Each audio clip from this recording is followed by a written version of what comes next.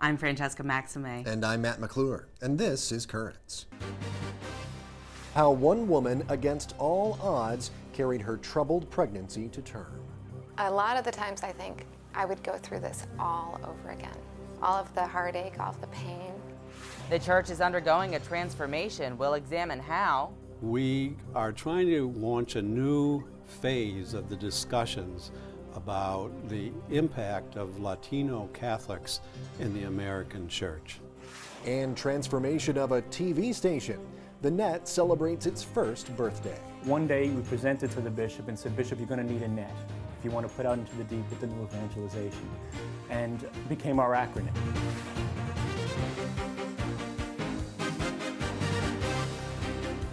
Well, good evening, and thank you so much for joining us for this very special edition of Currents on the Feast of the Immaculate Conception. Tonight, we begin with the story of a life renewed and a life saved. It's the story of a woman who fought for the life of her unborn baby. And as we hear from our Natalia Ortiz, it probably would not have happened if not for the efforts of a group of nuns who fight for life, literally. Take a look. It's an incredible feeling. It's almost like a feeling of disbelief. Is this my child? This is my child.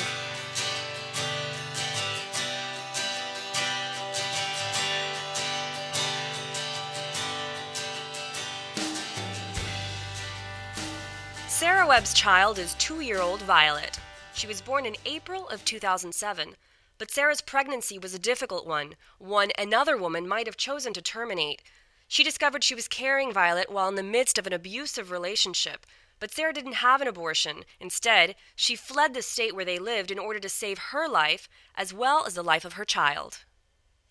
Even though my parents were supportive, my husband at the time, he knew where they lived, and I knew that that was not a safe place to go.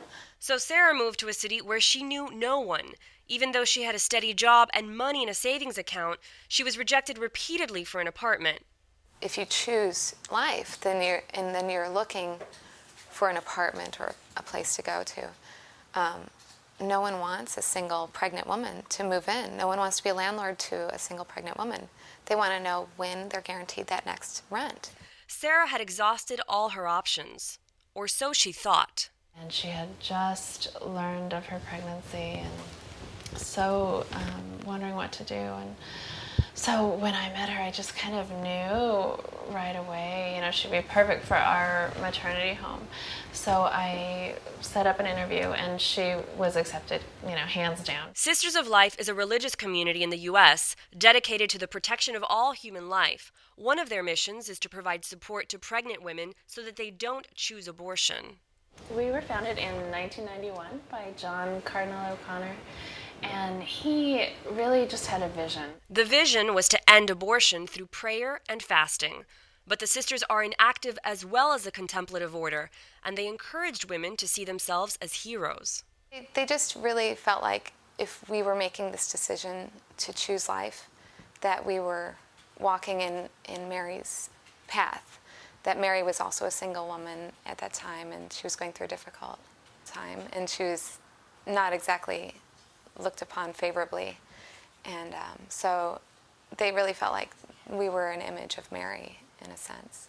The sisters too were Marian-like. They nurtured Sarah, comforting her during the most vulnerable time in her life. Every day that I'd come home, I'd ring the doorbell and they'd say, "Sarah, you're home. Welcome home. We're so glad you're here." Sarah stayed with the sisters until Violet's birth.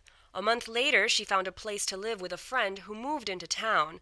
But she's never forgotten the help she received from the Sisters of Life. What do you have to say to the Sisters of Life right now? It's a difficult question. I owe them everything. I owe them my life. We're the reason that we survived this. They're the reason. And Sarah believes the tough times were well worth it. A lot of the times I think I would go through this all over again. All of it. All of the heartache, all of the pain, all the suffering, all the loneliness. I'd go through it all again. Why? Because the end result is so beautiful and so amazing. I'm in such a better place now than I ever was before, and I'm much more enriched and fulfilled in life.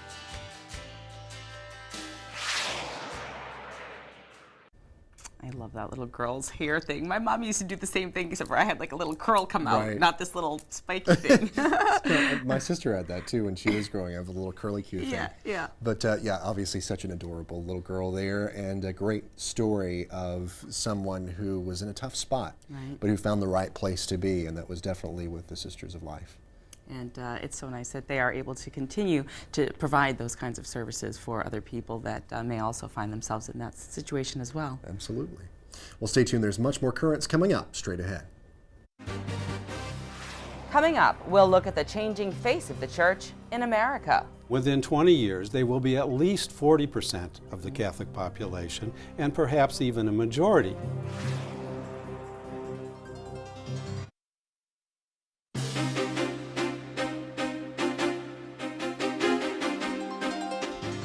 Welcome back. I'm Matt McClure. And I'm Francesca Maxime. Well, by one estimate, about a third of Catholics in the United States are Latino, and the numbers are growing. The effect that that's having on the church is seismic, and we'll be feeling the aftershocks for generations. Well, Fordham University is hosting a panel discussion on the topic later on this week, and I recently sat down with author and journalist Peter Steinfels for a preview. Well, Peter, thank you so much for being with us here today on Currents. Very glad to be with you. And we're talking about this upcoming talk that you have. Tell us what the focus is and why you decided to do this. Well, this is one of a number of public forums that are put on by the Fordham Center on Religion and Culture. And they address a very wide range of subjects, but in this case, we are trying to, we think, launch a new phase of the discussions about the impact of Latino Catholics in the American church. And they're really a growing population, not just in terms of the U.S. population, but within the Catholic Church. How do you see their growing numbers influencing the church? Are they going to become more of power brokers, if you will, as a group, as the time evolves and the numbers grow? Well, that's exactly the focus of this particular panel, on which we'll have a number of different points of view. But Latino Catholics, 2 years ago, the figures show that they were about a third of the Catholic population in the United States. And within 20 years, they will be at least 40% of the Catholic population, and perhaps even a majority. So there's a lot of questions that go, certainly power brokers might be one way, but there are questions about spiritual approaches, styles of worship, music, a lot of things that are going to be very interesting. We did a story the other day on mariachi mass. They had, Right. and these kinds of things that you see very much culturally have influences that are coming into the church. Obviously, language is a big deal. There have been a lot of bilingual, masses. What do you think is going to perhaps be the first area of being changed or may evolve, or where do you see the influence perhaps coming out first? Is it in the way that children are educated? Is it schools? Is it more community oriented things? Is it strictly based on worship and what they choose to believe? Right. I have to say, in all honesty, that I'm not sure what's going to be first. I am convinced that there are going to be major changes, and most of the conversation to date has been understandably centered around how Latino Catholics can get their proper place at the table of American Catholicism.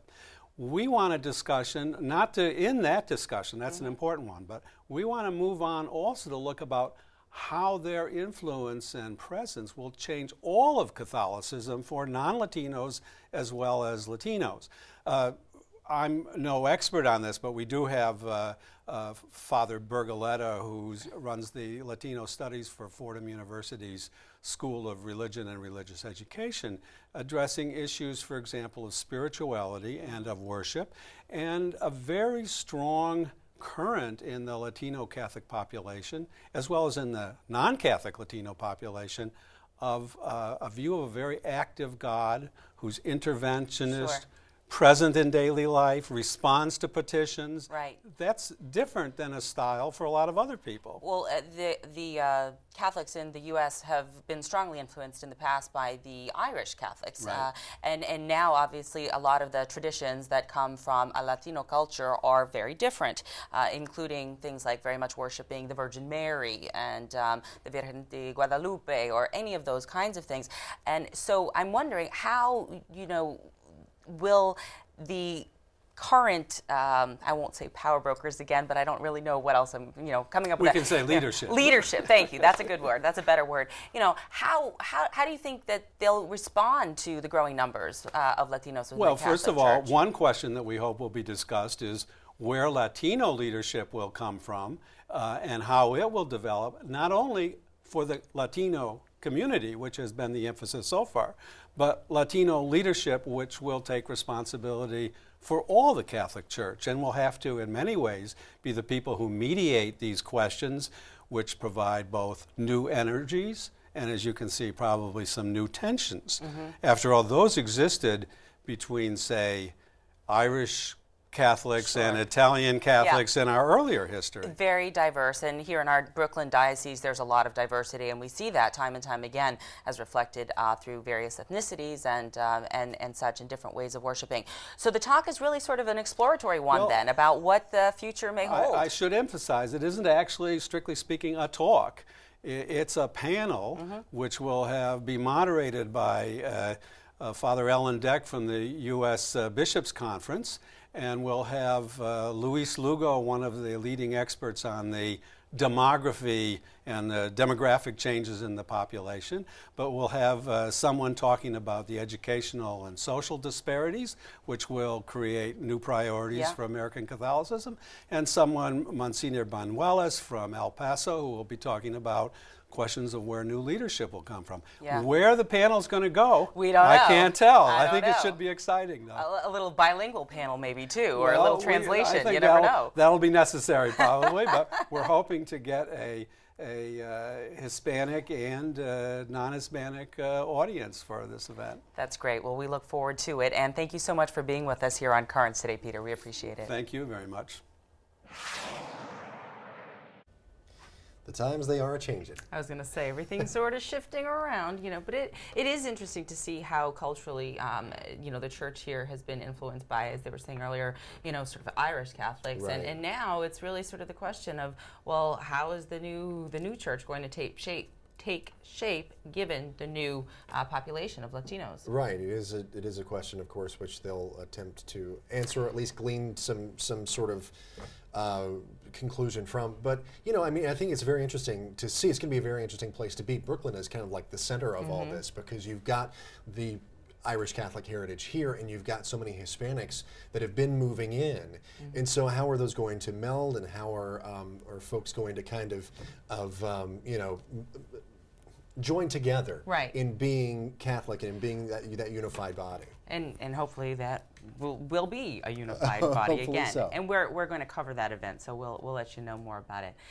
Stay with us. There's much more current straight ahead. Coming up, there's Hallmark, American Greetings, and another Christmas card designer you probably would not expect. Each card is different. Each one comes from such a dark place, a man in solitary confinement who spent his life behind bars.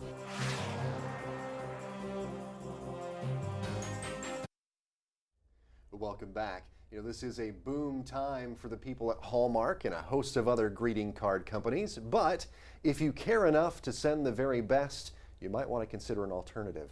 All this week we're focusing on alternative gifts, the kind that might have even more meaning after the holidays. But here to talk about one cause that's very close to her heart is Sister Camille D'Arienzo. Thank you so much for joining us, Sister Camille. You're very welcome, Matt. Good to be here. Well, we appreciate it. Now, of course, you have here, as folks can probably see, these beautiful cards on the table here. Tell me about these cards and what makes them so special. Well, the artist is a man on death row in Terre Haute, Indiana. He came into my life quite by accident 11 years ago. And I'm his godmother, his spiritual director. And part of my encouragement of him, who so wants to do good things, he's been He's 51. He's been continuously incarcerated since he was 19. Wow. 9 years ago, I suggested that he use his art to give us the front of Christmas cards. I would do the rest, and all the money we raise would go to help children in need or at risk. Wow. So we've done that now. This is the 9th year. Wow, so it's amazing. It's It is. time flies, you know. I know. So tell me about these particular cards that you have here with you today. Now he does the artwork on the outside, and then you write on the inside. That's correct? right. Okay. Well, this card, this is one of the cards that I particularly like. It shows a very gentle Madonna, you know, kissing the baby. But on the inside, there's a quotation from a book that I read over 50 years ago.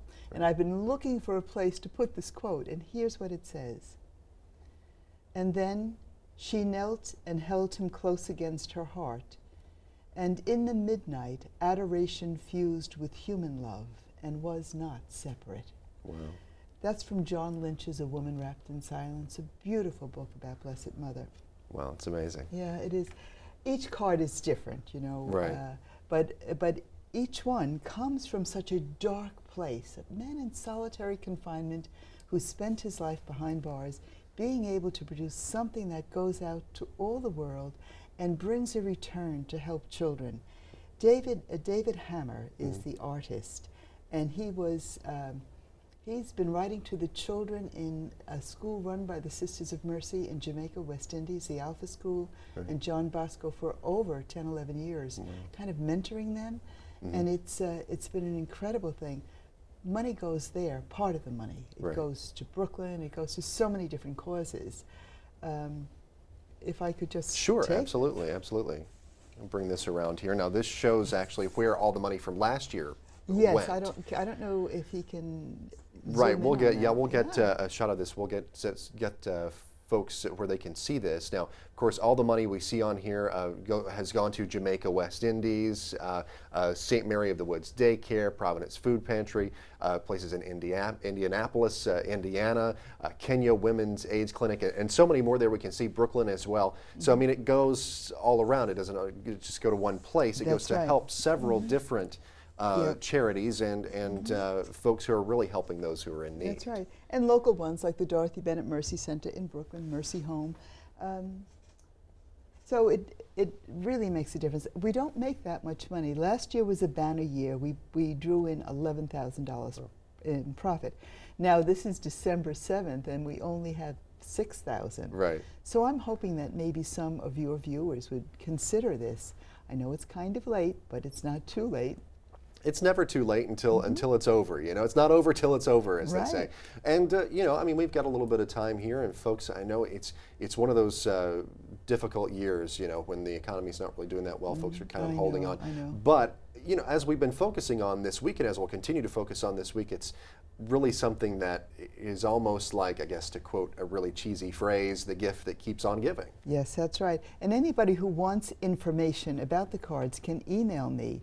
And I think an easy mailing address would be newyorkminutes@aol.com. NewYorkMinutes@AOL.com. Yeah. Okay, well, very good. And Well, we'll send I'll flyer mention that information. online on our blog as well. Great. So, Thank you, one thing that Brad. I wanted to talk to you about as well, just before we have to kind of wrap things up here, you were part of the predecessor to NET, the Prayer Channel, back several years ago. Tell me about that, and tell me about what you did back then. Well, you're almost right. I was part of the predecessor to the Prayer Channel. Oh, okay. There was no Prayer Channel when we started, so it was 1965 when we started full time. Wow. 65 to 69, and we had been working part time for a few years before then. Yeah. But it was the Diocesan Educational Television Center, and we were across the street at Bishop Ford High School, Right. and we did absolutely phenomenal things. We tried. We were members of 5 or 6 different religious congregations working together in full habit for the first time, women and men, and a wonderful lay staff with us. Do you want one story? Sure, absolutely. Go ahead. All right. We had 1,000 stories, but Sister Barbara Valukas and I worked together. She's a school sister of Notre Dame, brilliant woman. She was the on-camera presenter, and I was the producer.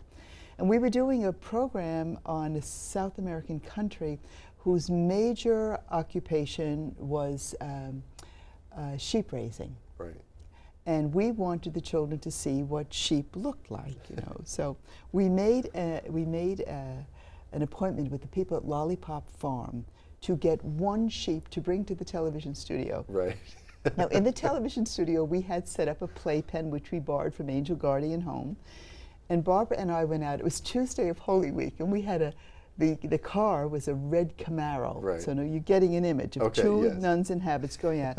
When we got to Lollipop Farm in Syosset, Long Island, no longer there, they said they couldn't give us just one baby lamb. We had to take two. Okay. So they covered the back of the seat with tarpaulin for good reason. And on we go to the Long Island Expressway.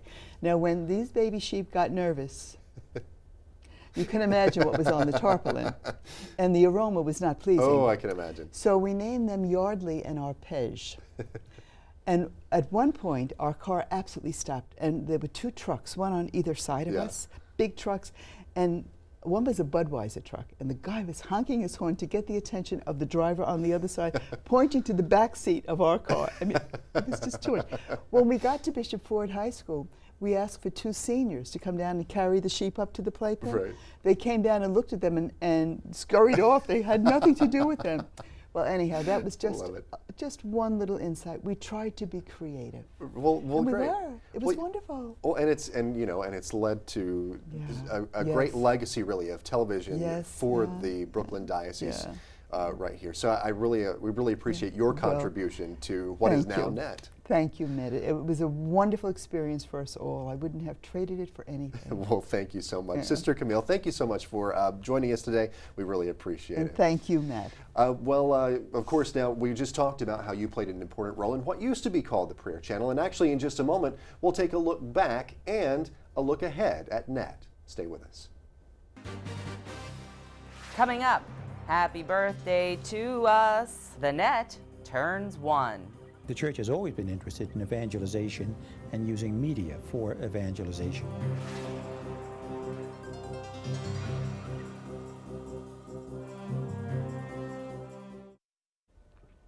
Finally, December 8th is the Feast of the Immaculate Conception, the feast of the patroness of the Diocese of Brooklyn. But it is also somebody's birthday. The NET's birthday, right here. It is. It's the birthday of this very channel that you're watching. It was actually 1 year ago today that what was known as the Prayer Channel for years and years became NET, or New Evangelization Television. Following on Bishop DiMarzio's lead, we put out into the deep, and this show, Currents, is continuing to send out a few ripples of its own. Can you believe it? We've been here for about 6 months already. I know, it's mean, crazy. we have in the Currents team. We thought that it would be fun to look at where we've been and where we're headed on the NET as we keep on paddling and we chart our course for the future. The church has always been interested in evangelization and using media for evangelization. We started with a total of 5 people.